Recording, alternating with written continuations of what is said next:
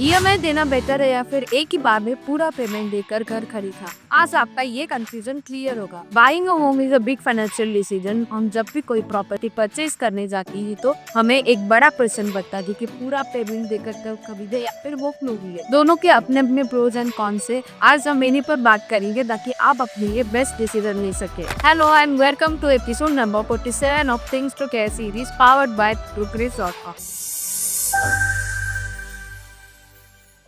अगर आपके पास पूरा पेमेंट नहीं है तो फिर होम लोन एक ऑब्वियस चॉइस हो जाना है, लेकिन क्या ये एक फाइनेंशियली स्मार्ट मूव है? चलिए इसके कुछ एडवांटेजेस देखते हैं। सबसे पहला एडवांटेज ये है कि आप अपने पैसे प्रिजर्व करके किसी इमरजेंसी में या पे कहीं पे इन्वेस्ट कर सकते हैं। उसी के साथ सेक्शन 80C और 24B के अंदर आपको होम लोन इंटरेस्ट पर टैक्स डिडक्शन का बेनिफिट मिलता है। रेगुलर ईएमआई पेमेंट्स आपके सिबिल स्कोर को स्ट्रॉन्ग बना सकता है और उसी के साथ आज आपको शायद ईएमआई सस्ता पड़ेगा, लेकिन कल को प्रॉपर्टी प्राइस जब बढ़ेगी तब ऑटोमेटिकली आपका पैसा भी इफेक्टिवली ग्रो करेगा। अब होम लोन के कुछ डिसएडवांटेजेस देखते रहे। आप जितनी लोन अमाउंट लेंगे उस पर एक्स्ट्रा इंटरेस्ट देना पड़ेगा जो लॉन्ग टर्म में आपको कॉस्टली पड़ सकता है, और उसी के साथ हर महीने ईएमआई देने का प्रेशर रहेगा जिससे आपकी फाइनेंशियल फ्लेक्सिबिलिटी को अफेक्ट करेगा। आपकी इनकम, सिबिल स्कोर और डॉक्यूमेंट्स पर स्ट्रॉन्ग होनी चाहिए तभी आपका लोन अप्रूव होगा। एक ही बार पूरा पेमेंट देकर घर लेना मतलब टेंशन नहीं या फिर ये एक रिस्की मूव हो सकता है।